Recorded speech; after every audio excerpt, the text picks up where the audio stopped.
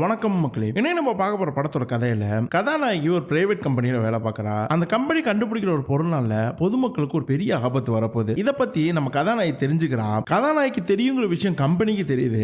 இதனால கதாநாயகி ஒரு சில பிரச்சனைகள் வர ஆரம்பிக்குது. கம்பெனி பண்ற தப்பு நமக்கு தெரியுங்கிறதுனால தான் கம்பெனிக்காரங்க நம்மளுக்கு எப்படியோ பிரச்சனை தராங்கிறது கதாநாயகி ஒரு கட்டத்துல புரியுது. அதுல இருந்து தப்பிக்கிறதுக்கு ஏதாவது வழி இருக்கான்னு தேடுறப்ப நம்ம கதாநாயகன் அறிமுகாராரு. இவர் வந்தக்கப்புறம் அந்த பிரச்சனைல இருந்து நம்ம கதாநாயகை எப்படி தப்பிக்க வைக்கிறாரு, நம்ம கதாநாயகன் ஏன் இதை பண்றாரு, அது எப்படி பண்றாரு, கம்பெனிக்காரனுங்க கதாநாயகன் தெரிஞ்சுக்கிட்ட அந்த விஷயத்த வெளியே தெரியாம பண்ணானுங்களா இல்லையா, இதுதான் மொத்த படத்தோட கதையே. ரீசன்ட் டேஸ்ல பார்த்து ஒரு சூப்பரான த்ரில்லர் படம் நான் சொல்லுவேன். 2024 உலகத்துல இருக்க நிறைய பிலிம் ஃபெஸ்டிவலுக்கு இந்த படம் போயிருக்கு. அப்பயே பயங்கரமா இந்த படத்தை கொண்டாடினானுங்க. ஆனா ரீசெண்டா தான் ரிலீஸ் ஆயிருக்கு. இந்த வருஷத்தோட ஒரு சிறந்த த்ரில்லர் படங்கிற பேரும் எடுத்திருக்கு. ரொம்ப ஒரு சிம்பிளான கதை. இதை வச்சு எப்பரா இவ்வளவு சூப்பரா கதை எழுதுறீங்கன்ட்டு ரொம்ப ஆச்சரியமா இருக்கும் படம் பார்க்கறப்ப. அதுலயும் படத்தோட கடைசியில் ஒரு ட்விஸ்ட் ஒன்று வரும் பாருங்க, சத்தியமா எதிர்பார்க்கவே மாட்டீங்க. மரண ட்விஸ்டா இருக்கும், மிரட்டி விட்டானுங்க. சோ மிஸ் பண்ணாம படத்தை ஃபுல்லா பாருங்க, உங்க டயத்துக்கு ஒருத்தான படம் தான் இது. 2025 வெளிவந்த ஒரு அமெரிக்கன் கிரைம் த்ரில்லர் படமான ரிலே. வாங்க இந்த படத்தை ஃபுல்லா இந்த வீடியோல பார்க்க ஆரம்பிக்கலாம். இது உங்களுக்கு தெரியாத யூடியூப் சேனல். நம்ம சேனலை நீங்க சப்ஸ்கிரைப் பண்ணலன்னா மறந்துடாம ப்ளீஸ் சப்ஸ்கிரைப் பண்ணிருங்க.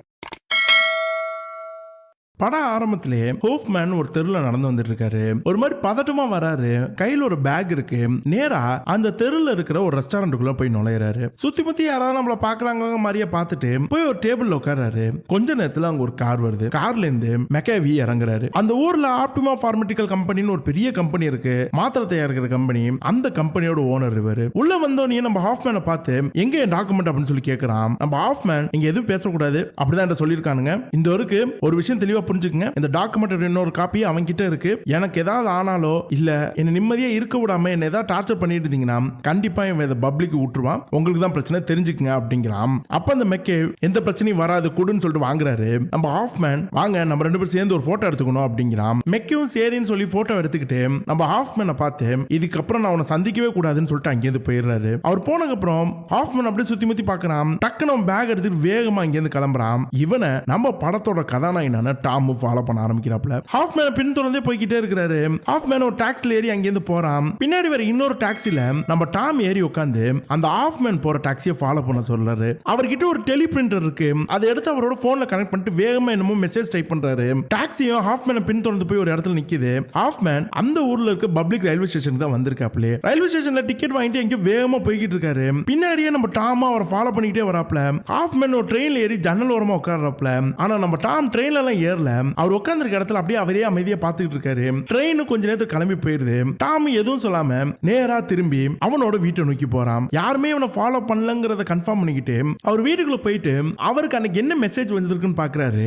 இந்த ஹாஃப்மேன் தான் டாமுக்கு ஒரு மெசேஜ் அனுப்பிச்சிருக்கான். அது ஒரு வாய்ஸ் மெசேஜ். அதுல ஹாஃப்மேன் சொல்றான், நீ சொன்ன மாதிரி எல்லாமே நான் கரெக்டா பண்ணிட்டேன். அவங்க கூட போட்டோவும் எடுத்திருக்கேன். அந்த போட்டோவை நான் உனக்கு ஷேர் பண்றேன். எனக்கு இனிமேல் எந்த பிரச்சனையும் வராதுன்னு நினைக்கிறேன் அப்படிங்கிறான். நம்ம டாம் இதை அமைதியா கேட்டுக்கிட்டு இருக்காப்ல.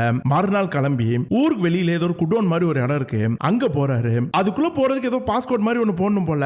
அது போட்டாதான் திறக்குது. 2 லேயர் ஆஃப் டோர் இருக்கு. எல்லாத்தையும் திறந்து நேரா உள்ள போறாரு. அந்த ஹாஃப்மேன் ஒரு டாக்குமெண்ட் அந்த மெக்கைட்ட கொடுத்துப்பார்ல, அதோட காப்பி ஒண்ணு எடுத்து ஃபைல் பண்ணி ஒரு சேஃப்டி லாக்கருக்குள்ள வைக்கிறாரு.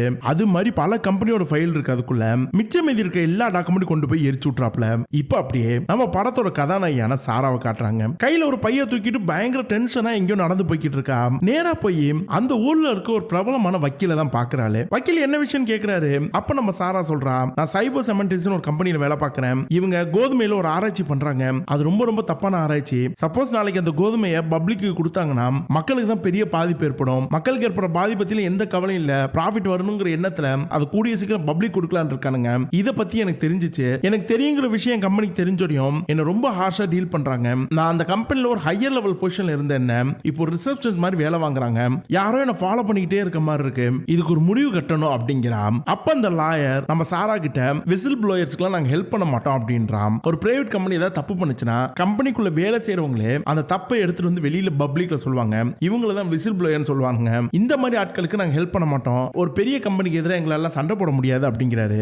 அதுக்கு நம்ம சாரா, இல்ல நான் கேட்க வர்றது அப்படியே ஆப்போசிட். நான் இந்த விஷயத்தை பத்தி யார்கிட்டயும் சொல்ல மாட்டேன். அது என் கம்பெனிக்கு புரியணும். எனக்கு கிடைச்ச எல்லா டாக்குமெண்ட்டையும் நான் அவங்கள்ட்ட திரும்ப கொடுத்துடுறேன். என்ன நிம்மதியா வாழ விட்டா மட்டும் போதும். நான் வேற எங்கேயாவது போய் ஏதாவது வேலை பார்த்து பொழைச்சுக்குவேன். இதுக்கு ஹெல்ப் பண்ணுங்க அப்படிங்கிறா. அந்த லாயரும் இல்ல இதுவும் நாங்க பண்றது கிடையாது மேடம், இது எங்க வேலையே கிடையாது, நீங்களே போய் டைரக்டா கம்பெனில பேசுங்க அப்படிங்கிறாரு. அப்படியே சாராக்கு என்ன பேசுன்னு தெரியல, ஒரு மாதிரி அழுகழுகே வருது.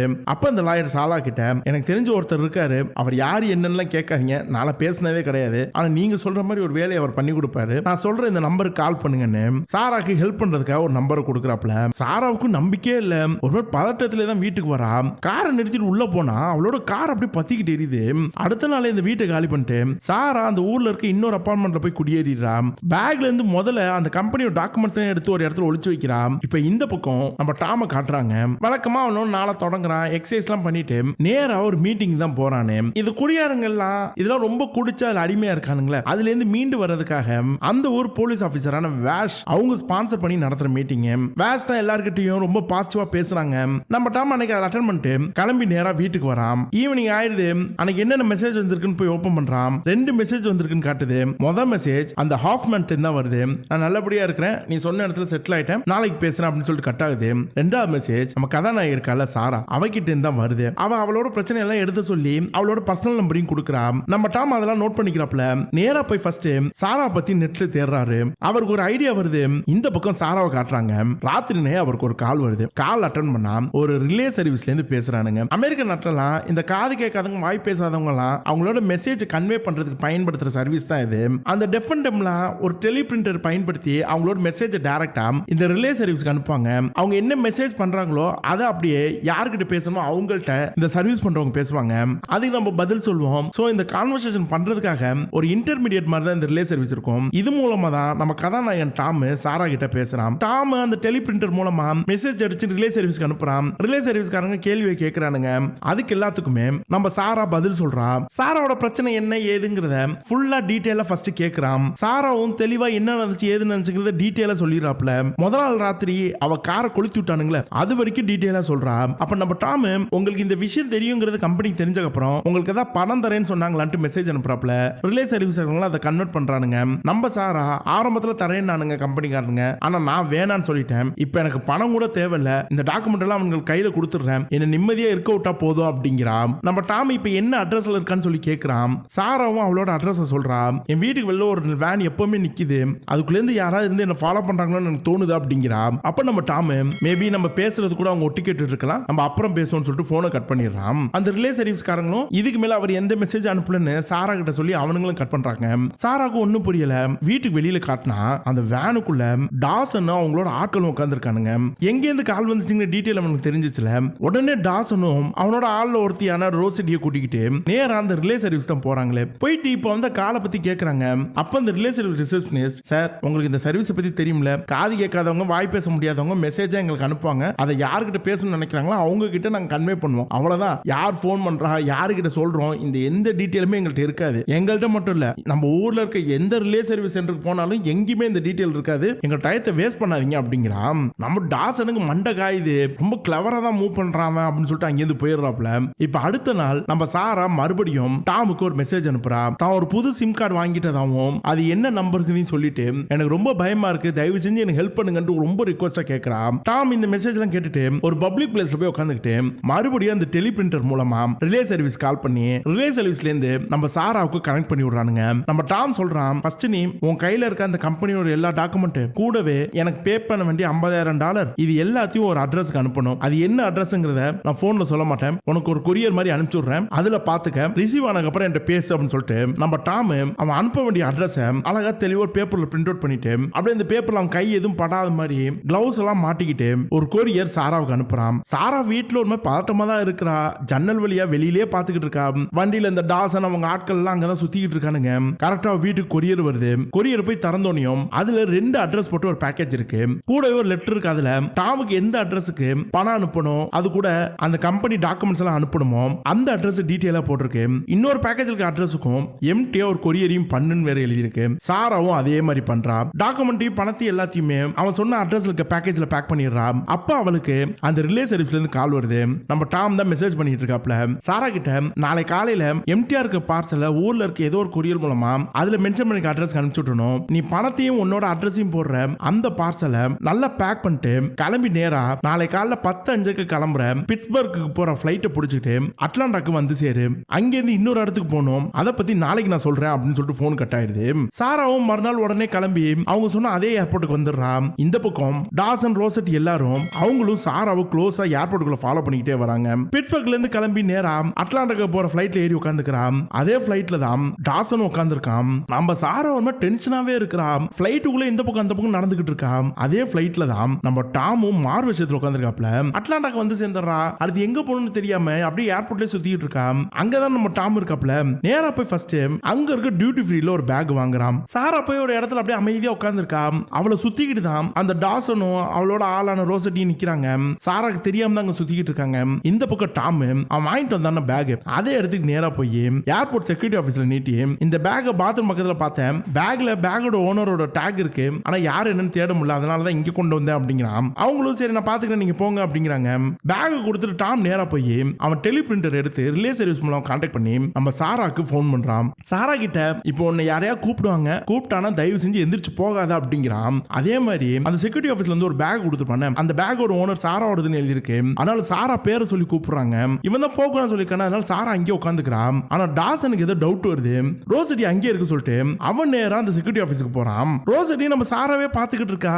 என்ன இத்தனை தடவை கூப்பிடுறாங்க, எந்திரிச்சு போக மாட்டேங்கிறாள் அப்படின்னு நினைக்கிறான். டாசன் நேரா போய் அந்த செக்யூரிட்டி ஆபீஸ்ல நின்னுகிட்டு இருக்கான். ஒருவேளை இந்த இடத்துல வந்து ஏதோ கைமாத்துறாங்களோ அப்படின்னு யோசிச்சுக்கிட்டு இருக்கான். ஆனா யாரும் வர மாதிரி தெரியல. டக்குன்னு அவளுக்கு புரிஞ்சிருது ஏதோ தப்பா இருக்குன்னு. இந்த பக்கம் பார்த்தா சாரா இங்க வேகமா நடந்து போய்கிட்டு இருக்கா. சாராவை ரோசட்டி ஃபாலோ பண்ணிக்கிட்டே வரா. இவங்க ரெண்டு பேரையும் தேடி நம்ம டாசன் வராப்ல. இந்த பக்கம் டாம் அப்படியே சாராவை நோக்கி நடந்து வந்துகிட்டு இருக்கான். டாசன் வந்து அவங்க ஆளுங்கெல்லாம் கூப்பிட்டு கத்துறான், சாரா பாத்தீங்களா என்னன்ட்டு. இந்த டாசன் அவங்க ஆட்கள் எல்லாரையுமே நம்ம டாம் இப்ப கண்டுபிடிச்சிடறான். அவனுக்கு பதட்டமா திடீர் வச்சு தெரிஞ்சு போச்சு இவனுக்கு தான் சாராவை ஃபாலோ பண்றானுங்கன்ட்டு. அப்படியே டாசனை காட்டுறாங்க. அவனுக்கு ரோசட்டி கால் பண்றான். அப்ப ரோசட்டி டாசன் கிட்ட சாரா போஸ்ட் ஆபீஸ்ல நிக்கிறா. ஏதோ ஒரு பேக்கேஜ் எடுத்து யாருக்கோ கொரியர் பண்ணிட்டு இருக்கான், யாருக்கு என்னன்னு தெரியல அப்படிங்கிறான். நம்ம சாரா கிட்ட அந்த ரிலே மூலமா தான் டாம் பேசிக்கிட்டு இருக்கானே. கொரியர் பண்ணதுக்கு அப்புறம் அந்த ட்ராக்கிங் நம்பர் இருக்கும்ல, அந்த நம்பரை தர சொல்றான். சாராவும் அந்த ட்ராக்கிங் நம்பர் கொடுத்துறான். பில்லு வாங்கியிருப்பால, அந்த பில்ல ஏர்போர்ட்ல குப்பை தொட்டிலே போட்டுட்டு போறா. அவ போனதுக்கு அப்புறம் அந்த குப்பை தொட்டியில போட்ட பில்ல நம்ம ரோசட்டி எடுத்துக்கிறா. அப்படியே சாரா டென்ஷனா நேரா வீட்டுக்கு போறா. இப்ப டாசன் ஆபீஸ்ல காட்டுறாங்க. டாசன் பயங்கர டென்ஷன்ல இருக்கிறான். அவன் ஆட்கள் லீவ் அவ யூஸ் பண்ணிருக்கிறது ஸ்டார் போஸ்ட் ஆபீஸ். அதோட ட்ராக்கிங் சிஸ்டம் ரொம்ப மோசமா இருக்கும். முடிஞ்ச அளவுக்கு எந்த அட்ரஸ்க்கு போகுதுங்கிறத நான் தேடுறேன் அப்படிங்கிறான். டாசனுக்கு செம்ம டென்ஷன் ஆகுது. அன்னைக்கு ராத்திரி டாம் மறுபடியும் சாராவுக்கு அந்த ரிலே சர்வீஸ் மூலமா கான்டாக்ட் பண்றான். பேக்கேஜஸ் வந்ததுக்கு அப்புறம் அடுத்து என்ன பண்ணணும்னு நான் சொல்றேன். அது வரைக்கும் ராத்திரி நேரத்துல வெளியில தனியா சுத்தாத, எந்த பொருள் வாங்கினாலும் ஒரு பப்ளிக் பிளேஸ்க்கு போயிட்டு வாங்கிட்டு வந்துரு சொல்லிட்டு போனை கட் பண்றான். சாராக்கு இதெல்லாம் எப்ப முடியும்னு இருக்கு. அடுத்தடுத்த நாள் இந்த ட்ராக்கிங் நம்பரை வச்சு எந்த அட்ரஸ்க்கு போகுதுங்கிறத கண்டுபிடிச்சிடறானுங்க. டாசன்ல ஆள் ஒருத்தர் இருக்கிறான் ரயான். அவன் நேரா போய் எந்த போஸ்ட் ஆபீஸ்க்கு வருமோ அந்த போஸ்ட் ஆபீஸ்க்கு மெயில் பாக்ஸ்ல செக் பண்றான். இந்த ட்ராக்கிங் நம்பர்ல ஒரு நம்பர் போட்டிருக்கு. அந்த நம்பர் அங்க இருக்கு மெயில் பாக்ஸ்ல இருக்கு. கரெக்டா அந்த மெயில் பாக்ஸுக்கு நேரா ஒரு ரகசியமா ஒரு கேமரா வச்சுட்டு வந்துட்டு யாரா வந்து அந்த மெயில் பாக்ஸ்ல ஏதாவது எடுக்கிறாங்களான்னு பாத்துக்கிட்டே இருக்கிறான். அதே ஊர்ல இன்னொரு போஸ்ட் ஆபீஸ் இருக்கு. இந்த கம்பெனி சேர்ந்ததான். சப்போஸ் அந்த போஸ்ட் ஆபீஸ்க்கு ஏதாவது வந்திருக்கான்னு பாக்குறதுக்காக ரோசட்டி தான் போறாளே. போயிட்டு அங்க இருக்கிறவங்கள்ட்ட ஆக்சுவலா என்னோட ஃப்ரெண்ட் ஒருத்தங்க எனக்கு ஒரு கொரியர் அனுப்பியிருப்பாங்க, எனக்கு ட்ராக்கிங் நம்பர் தொலைஞ்சு போச்சு, என் ஃப்ரெண்டு எங்கேயாவது கொரியர் அனுப்பிச்சாங்கன்னு எனக்கு தெரியும், அதை சொல்றேன், அதை வச்சு என் கொரியர் எங்க இருக்குன்னு சொல்றீங்களா அப்படின்னு சொல்லி கேட்கறான். அந்த ஆபீஸ்ல இருக்கிற இல்ல மேடம் அப்பெல்லாம் எங்களால் சொல்ல முடியாது அப்படி இப்படிங்கிறாரு. நம்ம ரோசட்டி அப்படியே ஒரு மாதிரி கெஞ்சுறா, இல்ல என்னோட தப்பு தான், நான் தொலைச்சிருக்க கூடாது அப்படி இப்படின்னு புலம்புறா. அந்த ஆபீசர் ஒரு மாதிரி கஷ்டமா இருக்கு. உடனே ரோசட்டி கிட்ட சரி ஓகே பிரச்சனை இல்லை மேடம், என்னைக்கு எங்கேருந்து கொரியர் அனுப்புனாங்க அதை சொல்லுங்க, நான் தேட முடியுதான்னு பாக்குறேங்கிறாரு. அவளும் சொல்றா. அதே மாதிரி செக் பண்றாங்க. செக் பண்ணிட்டு நேரா வந்து மேடம் இதே கொரியரை காலையில ஒருத்தர் வந்து வேறொரு அட்ரஸ்க்கு ஃபார்வர்ட் பண்ண சொல்லிட்டாரு, கொரியர் எங்க ஆபீஸ்க்கே வரல, அதனால ட்ராக்கிங் நம்பர் புதுசா ஜெனரேட் ஆகி அவர் சொன்ன இன்னொரு அட்ரஸ்க்கு போயிருக்கும். அந்த புது ட்ராக்கிங் நம்பரையும் இன்னொரு அட்ரஸ்க்கு போனது என்னால சொல்ல முடியாது, உங்களுக்கு வந்து கொரியரை அவர் வந்து கேட்டிருக்காருன்னா அவர் உங்க ஃப்ரெண்டா தானே இருப்பாரு, போய் அவர்கிட்ட செக் பண்ணிக்கங்க அப்படிங்கிறான். இது கேட்டோன்னே நம்ம ரோசருக்கு செம்ம ஷாக் ஆகுது. பார்த்தா டாம் தான் விவரமா கொரியர் இவன் போட்ட அட்ரஸ்க்கு வரதுக்கு முன்னாடியே வேறொரு அட்ரஸ்க்கு ஃபார்வர்ட் பண்ணி விட்டுருக்கான். நேரா போய் அங்க இருந்து அந்த கொரியர் எடுத்துக்கிட்டு அமைதியா அவன் வீட்டுக்கு போறான். பணத்தை எல்லாம் செக் பண்ணி வச்சுட்டு ஃபர்ஸ்ட் சாரா அனுப்பிச்சு அந்த டாக்குமெண்ட் தான் ஃபுல்லா படிக்கிறான். உடனே டெலிபிராம்டர் எடுத்து அவனுக்கு டாக்குமெண்ட் வந்த விஷயத்தை எல்லாத்தையுமே நம்ம சாராக்கு கன்ஃபார்ம் பண்ணிடுறான். சாரா அப்படியே ஒரு மாதிரி டென்ஷனாவே இருக்கிறான். சாரா வீட்டை காட்டுறாங்க. பதட்டமா இந்த பக்கம் அந்த பக்கம் தெரிஞ்சுக்கிட்டு இருக்கா. தூரத்துல இருந்து நம்ம டாம் சாராவே கவனிக்கிறான். இறங்கி சாரா வீட்டை கிளாஸ் பண்றப்ப அங்க அந்த டாசனோட வேன் நிக்குது. அதுல ஒரு விசிட்டிங் கார்டு மாதிரி ஏதோ ஒன்று வச்சுட்டு அமைதியா அங்கேருந்து போயிடுறான். அப்ப வெளியில வண்டியில யாரோ தட்டிட்டு போற மாதிரி அவனுக்கு ஒரு ஃபீல் வருது. இறங்கி பார்த்தா அந்த விசிட்டிங் கார்டுல டாமோட நம்பர் எழுதி இருக்கு. நேரா போய் டாமுக்கு கால் பண்ணாம். அது அந்த ரிலே சர்வீஸ்ல தான் கனெக்ட் ஆகுது. டாம் அவங்க கிட்ட சாரா கிட்ட இருக்கிற எல்லா டாக்குமெண்டோட ஒரு காப்பி என்கிட்ட இருக்கு, நீங்க இனிமேல் சாராவை எந்த வகையிலும் டிஸ்டர்ப் பண்ணக்கூடாது, முதல்ல இங்க இருந்து கிளம்புங்க, அதுக்கப்புறம் நம்ம எதுவா எதுவாக இருந்தாலும் பேசுவோம். half an hour தான் டைம் தருவேன். சாரா வீட்டுக்கு வெளியே இருக்க பார்க்கிங்ல இருந்து உங்க கார் கிளம்பணும், இல்லனா இதை நான் பப்ளிக் அனுப்பிச்சிருவேன் அப்படின்னு சொல்லிட்டு போனை கட் பண்ணிடுறான். டாசனுக்கு என்ன பேசுனே தெரியல, ஒரு மாதிரி டென்ஷன் ஆகுது. அப்படியே இறங்கி வெளியில வந்து பாக்குறான். அப்படியே சுத்தி முத்தி எவனா பக்கத்துல நிக்கிறானான்னு தேடுறான். நம்ம டாம் அப்படியே தூரத்துல ஒளிஞ்சிட்டு பாத்துக்கிட்டே இருக்காப்ல. அப்படியே டாசனுக்கு மண்டை காயுது. வண்டியில போய் ஏறி உட்காந்து வண்டியை கிளப்பிட்டு அங்கிருந்து போறான். நம்ம சாராக்கு செம்ம ஜாலியா இருக்கு. வீட்டுல ஜாலியா குதிக்கிறான். தூரத்துல இருந்து டாம் இதை பார்த்து ஒரு மாதிரி ரசிக்கிறாப்ல. அன்னைக்கு ராத்திரி வழக்கம் போல சாரா டாமுக்கு கால் பண்றான். அந்த ரிலே சர்வீஸ் மூலமா தான் பேசிக்கிறாங்களே. சாரா ரொம்ப சந்தோஷமா பேசுறான். நம்ம டாம் இப்பதான் ஆரம்பிச்சிருக்கோம், நம்ம வெறுமனே திரும்ப டாக்குமெண்ட் கொடுக்கணும்னு சொன்னா அவங்க ரொம்ப லேஸ்ல எடுத்துக்குவானுங்க. அதனால ஒரு 500,000 காசு கேட்க போறேன். நெகோசியேஷன் முடிக்கிறதுக்கு கொஞ்சம் நாள் ஆகும். அது வரைக்கும் நான் உன்கிட்ட எதுவுமே பேச மாட்டேன். டெய்லி எனக்கு 6 மணிக்கு நீ சேஃபா இருக்கியா இல்லையாங்கிறது மட்டும் கன்ஃபார்ம் பண்ணு அப்படிங்கிறான். சாராவும் சரின்னு சொல்லிட்டு நிறுத்தாம அப்படியே அந்த டாம் கிட்ட நிறைய பேச பாக்குறான். டாமோட குரல் எதுவுமே இவளுக்கு கேட்கவே கேட்காது. டாம் என்ன மெசேஜ் பண்றானோ அதை தான் அந்த ரிலே சர்வீஸ்காரங்க பேசுவானுங்க. அவங்க கிட்ட தான் நம்ம சாரா டாம் கிட்ட பேசுறதாவே நினைச்சு பேசிக்கிட்டு இருப்பா. டாமோட ஒரிஜினல் பேர் கூட தெரியாது. டாமும் தனியா இருக்கிறானே, அதனால கொஞ்ச நேரம் சாராட்ட பேசிட்டு அந்த போனை கட் பண்ணிடுறான். அடுத்த நாள் டாம் கிளம்பி நேரம் ஒரு ரெஸ்டாரண்ட்டுக்கு போறப்ப அங்க படத்தோட ஆரம்பத்துல ஒரு மீட்டிங் அட்டெண்ட் பண்ணுவான நம்ம டாம். அந்த மீட்டிங் ஸ்பான்சர் பண்ணி கான்டாக்ட் பண்ற வாஷ்லி அங்க இருக்கிறாங்க. நம்ம டாம் கிட்ட என்ன கொஞ்ச நாளா ஒழுங்கா வரதில்ல, நீ ஏன் இப்படி பண்ற அப்படி இப்படின்னு கேக்குறாங்க. டாமும் இல்ல கொஞ்சம் பிஸி ஆயிட்டேன், வேலை அதிகமாயிருச்சு, நான் இனிமேல் ஒழுங்கா வரேன்ட்டு அவங்க கிட்ட ப்ராமிஸ் பண்றான். அப்ப அந்த வாஷ்லி நம்ம டாம் கிட்ட, இந்த டாம், நான் இந்த மீட்டிங் ஆரம்பிச்சப்ப முதல்ல வந்து அட்டெண்டன்ட் நீ மட்டும் தான். கிட்டத்தட்ட 1 வருஷமா நம்ம இந்த மீட்டிங்ல நான் உன்னை பாத்துக்கிட்டு இருக்கேன். நான் இந்த மீட்டிங் ஸ்பான்சர் பண்றேன், நான் ஒரு போலீஸ்காரன், அதையெல்லாம் தாண்டி உனக்கு ஒரு நல்ல ஃப்ரெண்டா பழகணும்னு நினைக்கிறேன். சோ உனக்கு எப்ப எந்த உதவி வேணாலும் என்கிட்ட கேளு அப்படிங்கிறாங்க. டாமும் கண்டிப்பான்னு சொல்லிட்டு அங்கேயிருந்து போயிடுறாப்ல. அடுத்த நாள் டாம் அந்த ரிலே சர்வீஸ் மூலமா நம்ம டாசனுக்கு தான் கால் பண்றானு. கால் பண்ணி 500,000 காசு தேவைப்படுது, நான் சொல்ற அட்ரஸ்க்கு நீ அனுப்பு, இந்த கேஸ் க்ளோஸ் பண்ணிடலாம். டாக்குமெண்ட்டை சாராவே கொண்டு வந்து அந்த கம்பெனியோட ஓனர் கிட்ட கொடுப்பா, இந்த டீலுக்கு ஓகேவான்னு சொல்லி கேட்டு சொல்லு அப்படிங்கிறான். டாசனும் அவங்க ஓனர்கிட்ட கேட்டுட்டு இந்த டீலுக்கு ஓகே, பணத்தை கொண்டாந்து எப்படி கொடுக்கணும்னு சொல்லி கேட்கறாப்ல. டாமும் பணத்தை ஃபர்ஸ்ட் கொடுக்கறதுக்கு ஒரு அட்ரஸ் கொடுக்கறான், ஒரு பாக்ஸ்ல போட்டு அனுப்ப சொல்றான் எல்லாத்தையும். டாசனும் ஒத்துக்கிறாப்ல. பணத்தை எல்லாத்தையும் ஒரு சூட்கேஸ்ல வச்சுட்டு எங்க போகுதுங்கிறத ட்ராக் பண்றதுக்காக உள்ள ஒரு ட்ராக்கரையும் வைக்கிறாங்க. ஆனா அந்த ட்ராக்கருக்கான பேட்டரி ஒரு 3 to 4 நாள் தான் இருக்குமே, அதுக்குள்ள பணம் அவன் கைக்கு போகணும், ஈஸியா ட்ராக் பண்ணிடலாம் அப்படிங்கிறாங்க. இந்த பக்கம் சாரா ரொம்ப நாள் கழிச்சு வெளியில வரா, ரொம்ப ஃப்ரீயா இருக்கிறான். நம்ம டாம் சாராவே ஃபாலோ பண்ணிக்கிட்டே இருக்கிறான். சாரா கொஞ்சம் நிம்மதியா இருக்கிறது டாமுக்கு கொஞ்சம் சந்தோஷமா இருக்கு. தூரத்துல இருந்தே சாராவை ஒரு மாதிரி பாத்துக்கிட்டே இருக்கிறான். பார்க்க டாமுக்கு சாராவை கொஞ்சம் பிடிக்க ஆரம்பிக்குது போல. அப்ப டாமுக்கு அந்த ரிலே சர்வீஸ்ல இருந்து மெசேஜ் வருது, இந்த டாசன் தான் அனுப்பிச்சிருக்கானே, பேக்கேஜ் டாம் சொன்ன அட்ரஸ்க்கு கொரியர் பண்ணிட்டதாவும், அதோட ட்ராக்கிங் நம்பர் இதுதான் சொல்றானுங்க. டாமும் கேட்டு வச்சுக்கிறான். அடுத்த நாள் டாம் அப்படியே அமைதியா இருக்கிறப்ப அவனுக்கு என்னமோ தோணுது. டக்குன்னு கிளம்பி நேரா அவனோட ஃப்ரெண்டை பார்க்க போறான். போயிட்டு சாரா பேர்ல ஒரு டூப்ளிகேட் ஐடி பண்ண சொல்றான். இதெல்லாம் சாரா கேட்கவே இல்ல, டாமா இனிஷியேட் எடுத்து தான் பண்றானே. அன்னைக்கு ராத்திரி நேரா சாரா வீட்டுக்கு வெளில வந்து தான் நிக்கிறானே. சாரா வெளியில யாரு இல்லைன்னு தெரிஞ்சுக்கிட்டு அவ ஜன்னல சாத்திக்கிறா.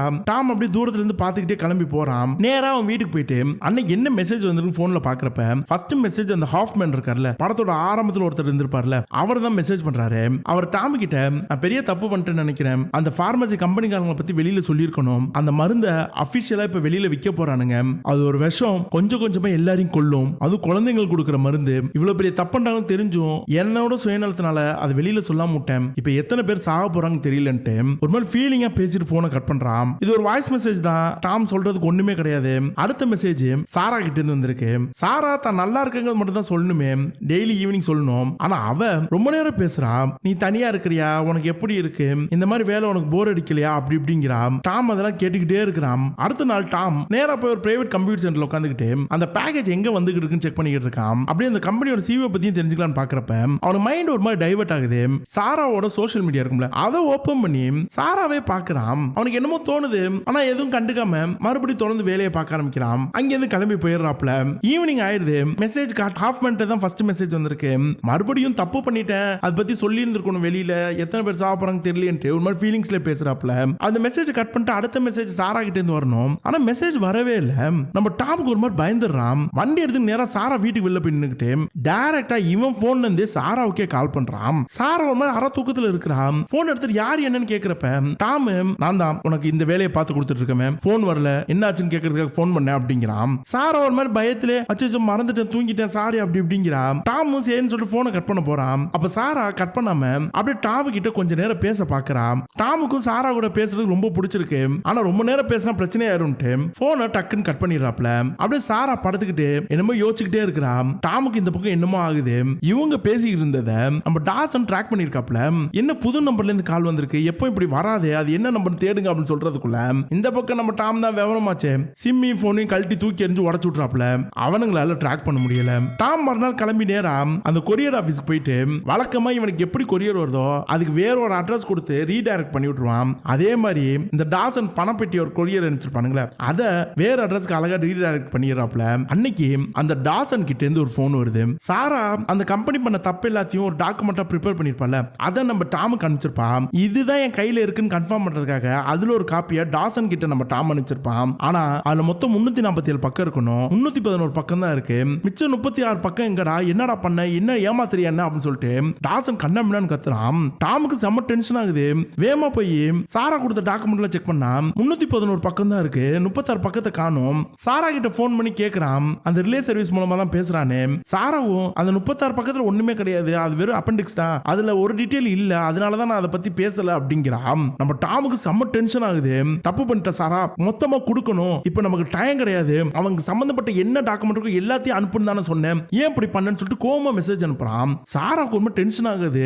ப்ளீஸ் ப்ளீஸ் ப்ளீஸ், நான் ஏதோ தப்பு பண்ணிட்டேன், தெரியாம பண்ணிட்டேன், அப்படியே என்ன விட்டுட்டு போயிடாதீங்க, உங்க கையில எப்படியா நான் திரும்ப அந்த டாக்குமெண்ட் கொடுக்க பாக்குறேன், என்ன பண்ணு ஏது பண்ணு அதை மட்டும் சொல்லுங்க அப்படின்னு சொல்லி கெஞ்சுறா.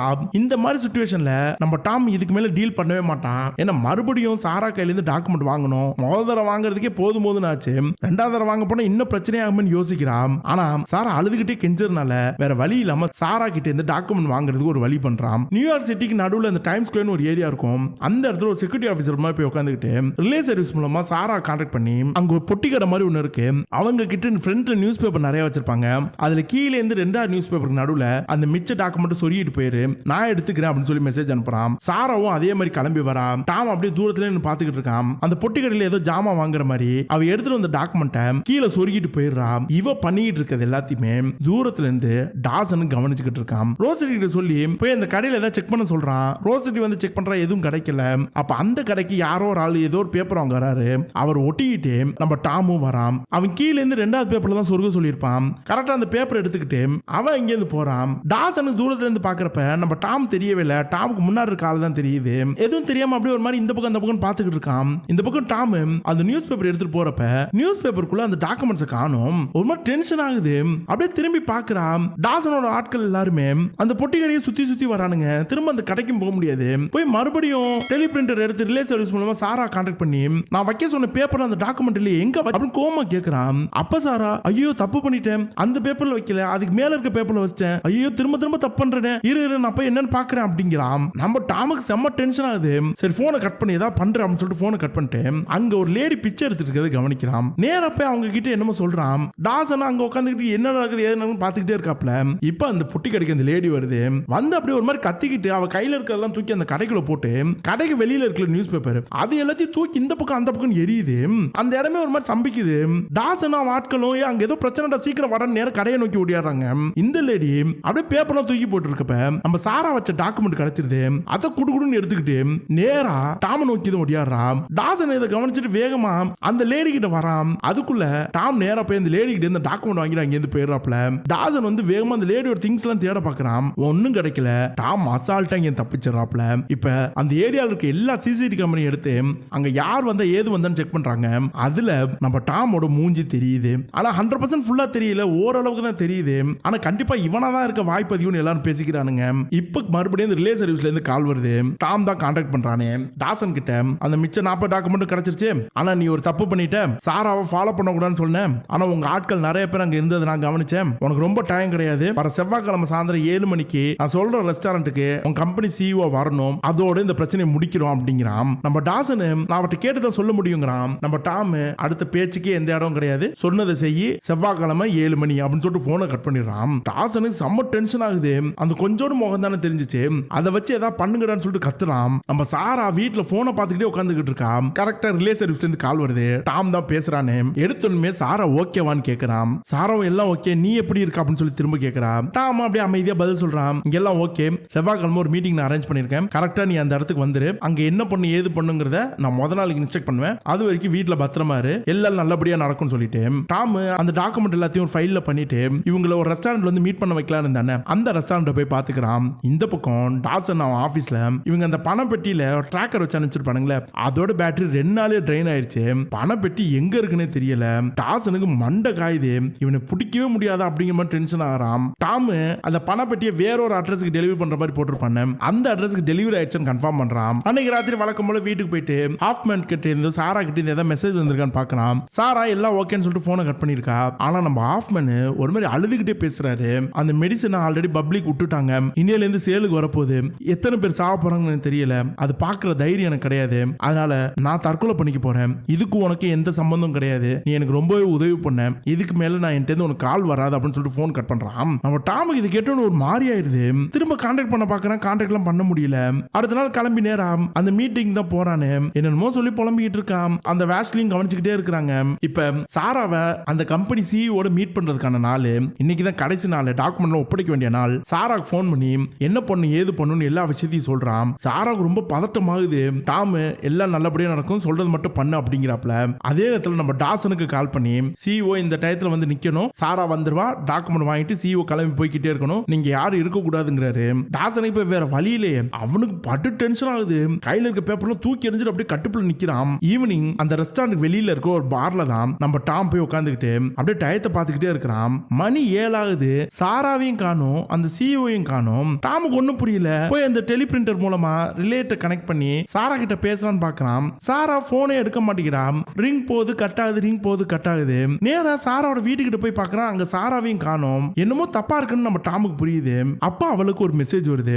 யாருன்னா இந்த சாரா தான் வாய்ஸ் மெசேஜ் தான் அனுப்பிச்சிருக்கா. நீ யாரு என்னங்கிற விஷயம் உங்களுக்கு தெரிஞ்சு போச்சு, உன்னோட உண்மையான பேர் ஜேம்ஸ் கீட்டனுங்கிறது தெரிஞ்சிருச்சு, அந்த பப்ளிக் பிளேஸ்ல ஒரு மூஞ்சி கிடைச்சிருக்கு, அதை வச்சு உன்னை கண்டுபிடிச்சிட்டானுங்க, உன்னை தேடி வரப்போறதா சொன்னானுங்க, உனக்கு ஏதாவது ஆயிரும் பயந்துகிட்டு நானே வந்து தனிப்பட்ட முறையில் அவங்க கிட்ட இந்த டாக்குமெண்ட்ல கொடுக்குறேன்னு ஒத்துக்கிட்டேன், அந்த பணமும் எனக்கு வேணாம்னு சொல்லிட்டேன், இனிமேல் நான் பாத்துக்கிறேன், டைம் ஸ்கூல் இருக்க தியேட்டர்ல தான் அவங்க மீட் பண்றதா நான் சொல்லியிருக்கேன், இது வரைக்கும் நீ பண்ணது போதும் தேங்க்ஸ் சொல்லிட்டு மெசேஜ் கட் ஆகுது. டாமுக்கு செம்ம டென்ஷன் ஆகுது. குடுகுடுன்னு கிளம்பி நேரா அந்த தியேட்டருக்கு தான் போறானே. உள்ள போய் சாரா இந்த பக்கம் அந்த பக்கம் தேடுறப்ப சாரா ஒரு இடத்துல அப்படியே அமைதியா உட்கார்ந்துருக்கா. ரொம்ப டென்ஷனா இருக்கிறா. சாராவுக்கு தொடர்ந்து கால் பண்றான். சாரா போனே எடுக்க மாட்டேங்கிறா. அப்ப அந்த தியேட்டருக்குள்ள இந்த டாசன் அவங்க ஆட்கள்லாம் வந்துடுறானுங்க. டாமுக்கு தெரியுது இது ஒரு டிராப், கண்டிப்பா டாக்குமெண்ட் வாங்கிட்டு சாராவை கொன்றுவானுங்கன்னு பாக்குறான். சாராவை எப்படியே காப்பாத்தணும், வேமா போய் அந்த தியேட்டர்ல இருக்கிற ஃபயர் அலாரத்தை ஆன் பண்ணி விட்டுறான். அலாரம் அடிக்க ஆரம்பிச்சோன்னு எல்லாரும் மாதிரி பயந்துட்டு அப்படியே ஒவ்வொருத்தரா வெளியில போக ஆரம்பிக்கிறாங்க. நேரா அந்த கூட்டத்துக்குள்ள நுழைஞ்சு சாரா கிட்ட போறான். அந்த இடத்து கரெக்டா டாசனோட ஆள் ரயானு வராப்ல.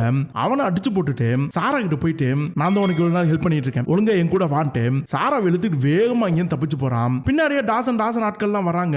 அவங்க கிட்ட இருந்து தப்பிச்சு தேட்டர் விட்டு பின்புறமா வந்து நம்ம சாரா கிட்ட, இந்த பார் சாரா, என் உண்மையான பேர் ஜேம்ஸ் கிட்டலாம் கிடையாது, அவனுக்கு உன்னை ட்ராப் பண்ணி தூக்க பார்த்திருக்கானுங்க, டாக்குமெண்ட் வாங்கிட்டு உன்னை கொண்டிருப்பானுங்க, நீ அவசரப்பட்டு எதுவும் பண்ணாதுன்னு இதுக்காக தான் சொல்றது, இப்போ எந்த பிரச்சனையும் ஆகல, ஃபர்ஸ்ட் நேரா ஒரு ஹோட்டலுக்கு போ, நான் உனக்கு ஒரு ஃபேக் ஐடி ரெடி பண்ணிருக்கேன், இந்த ஐடியா காமிச்சு ஹோட்டல்ல ரூம் எடுத்து தங்கு, நான் உனக்கு கால் பண்றேன், இந்த ஊரோட்டை கிளம்ப வேண்டியதான், அடுத்து என்ன பண்ணலாம் நான் அப்புறம் சொல்றேன் அப்படின்னு. அப்ப நம்ம சாராக்கு ஒரு மாதிரி ஆகுது. அப்படியே டாமே பாக்குறா, நீ உன்னோட சர்வீஸ் மீறி நிறைய எனக்கு பண்ற மாதிரி இருக்கு அப்படின்னு சொல்றா. நம்ம டாம் எதுவும் சொல்லல.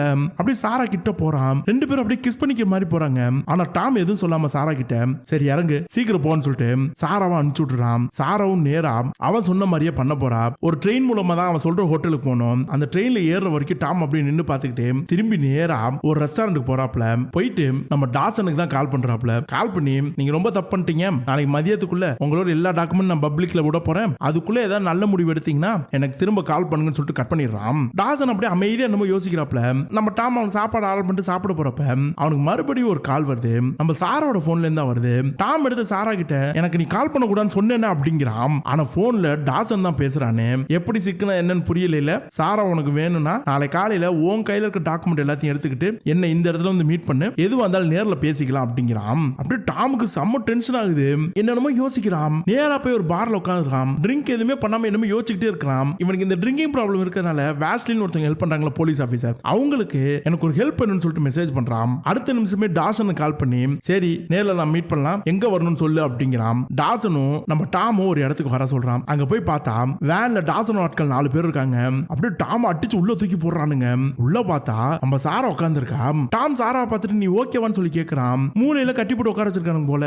சாரா நான் எல்லாம் ஓகே தான், என்ன மன்னிச்சுக்க, இவங்கள்ட்ட மாட்டிக்கிட்டேன்னா அப்படி இப்படிங்கிறா. டாம் எல்லாம் ஒன்னும் பிரச்சனை இல்லைன்னு சொல்றப்ப டாசன் அவன் துப்பாக்கி எடுத்து சாரா பார்த்து நீட்டி டாக்குமெண்ட் எல்லாத்தையும் எங்க வச்சிருக்கேன் உன் லொகேஷன் சொல்லு அப்படிங்கிறாங்க. டாம் ஃபர்ஸ்ட் சொல்ல மாட்டேங்கிறான். நான் இன்னும் நிறைய கம்பெனியோட டாக்குமெண்ட்ஸ் அங்க வச்சிருக்கேன், அதனால நான் சொல்ல முடியாதுங்கிறான். ஆனா நம்ம டாசன் சாராவை சுட்டு கொல்லுருவேன், எனக்கு நீ தான் தேவை, சாரா தேவையில்ல, அதனால டாக்குமெண்ட் எங்க வச்சிருக்க திரும்ப சொல்லு அப்படின்னு அப்படின்னு மிரட்டுறான். டாம் பயந்துடுறாப்ல. அவன் அந்த டாக்குமெண்ட் எல்லாம் வச்சிருக்கான ஒரு குடோன், அந்த குடோன் லொகேஷன் சொல்லிடுறான். தாசன் அந்த லொகேஷன் வண்டியை போக சொல்றப்ப நம்ம டாம் டக்குன்னு எல்லாரும் கூட சண்டை போட ஆரம்பிக்கிறான். தாசனோட ஆள் ஒருத்தன் வண்டியோட தூக்கி எறிஞ்சிட்டு தாசனை போட்டு அடின்னு அடிக்கிறான். தாசனால திரும்ப சண்டையே போட்ட முடியல. டாம் தான் பயங்கரமா அடிக்கிறானு. தாசனை பிடிச்சி அப்படியே வண்டியோட வச்சு நசுக்குறான். தாசனுக்கு மூச்சு திணறுது. சாரா அப்படியே ஓரத்திலே பார்த்து பயந்துகிட்டே இருக்கிறான். அவ்வளவுதான் தாசன் காலிங்கிற மாதிரி நிலைமை வருது. அப்ப அந்த சாரா டக்குன்னு எந்திரிச்சு வந்து நம்ம டாம போட்டு அடிக்க ஆரம்பிக்கிறான். தாசனும் சாராவும் சேர்ந்துக்கிட்டு வெளுவெளுன்னு வெளுக்கிறானுங்க டாம. டாம் ஒரு மாதிரி அரண்டு போயிடுறான். தாசன் டாமோட கை காலெல்லாம் கட்டி போட்டுட்டு அப்படியே மூலையில உட்கார வச்சிடறான். இந்த பக்கம் சாரா அப்படியே உட்காந்து டாமையே பார்த்துக்கிட்டு இருக்கான். டாமுக்கு என்ன பேசுனே தெரியல.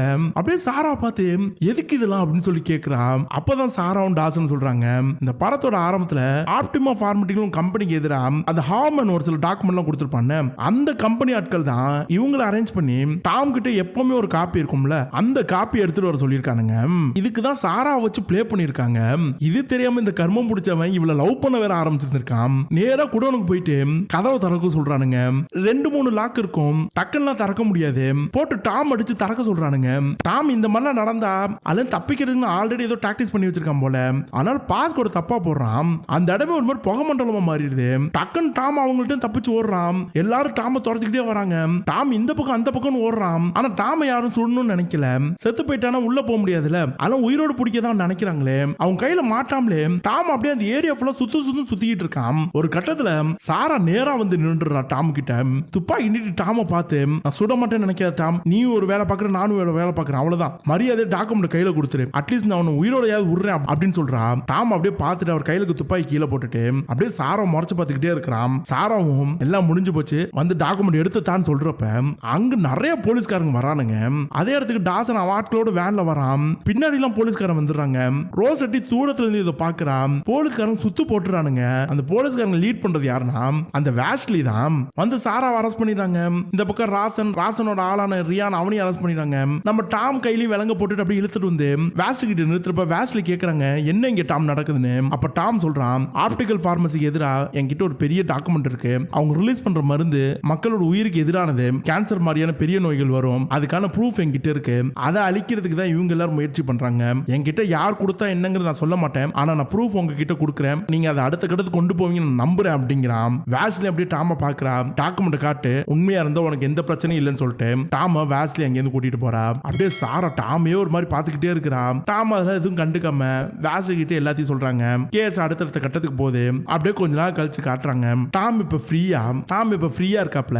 இவனுக்கு அந்த பணம் பெட்டிய கொரியர் அனுப்பியிருப்பானுங்களே, இன்னொரு அட்ரஸ் கூட ரீடைரக்ட் பண்ணிப்பானே, அந்த கொரியர் ஆபீஸ்ல போய் அந்த கொரியர் எடுக்கிறான். $500,000. இவனுக்கு கொஞ்சம் பணம் எடுத்துக்கிட்டு பெரும்பாலான பணத்தை இவன் ஒரு ரிலே சர்வீஸ் மூலமா தான் கான்டாக்ட் பண்ணிப்பான். அந்த ரிலே சர்வீஸ் அனுப்பிச்சிட்டு மிச்சம் இருக்க பணத்தை எடுத்துக்கிட்டு அமைதியா அந்த ஊரை விட்டு கிளம்பி போலான்னு முடிவு எடுக்கிறான். ஒரு ட்ரெயின்ல ஓரமா உட்கார்ந்து இருக்கப்ப அந்த ட்ரெயின்ல இன்னொரு சீட்ல இருக்க ஒருத்தவங்களோட மொபைல்ல பார்த்தா அந்த ஆப்டிமா பார்மசி தப்பு பண்ணிருப்பானுங்களே, அதை பத்தின நியூஸ் ஓடிக்கிட்டு இருக்கு. ஹாஃப்மன் இறந்ததும் சரி, இவன் இவ்வளவு நேரம் போராடினதும் சரி, எல்லாத்துக்கும் ஒரு நல்ல முடிவு கிடைக்குதுன்னு ஒரு நம்பிக்கையோட டாம் அங்கிருந்து கிளம்புறாப்ல. அதோட இந்த படம் முடியுது. இந்த மாதிரி தொடர்ந்து வித்தியாசமான நல்ல படங்களை பார்க்கறது நம்ம சேனலை நீங்க சப்ஸ்கிரைப் செஞ்சு வச்சுங்க. இந்த வீடியோ பிடிச்சா லைக் பண்ணுங்க, ஷேர் பண்ணுங்க. என்ன மாதிரி கருத்து இருந்தாலும் கமெண்ட்ல சொல்லிருங்க. நன்றி, வணக்கம்.